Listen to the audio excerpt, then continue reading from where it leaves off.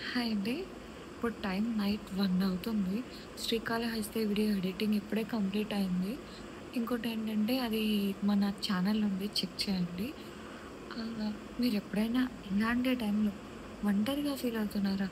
Even మీ పక్కన ఎవరైనా ఉండి కూడా. నేను కూడా అంతేనండి. మీరేం చేస్తారంటే ఆ ఒంటరితనంతోనే ఫ్రెండ్‌షిప్ చేయడం స్టార్ట్ చేయండి. You deserve best. ఎందుకంటే ఒంటరిగా ఫీల్ అవుతున్నారు అంటేనే మీరు ఒక్కరైపోయారు ఆల్రెడీ.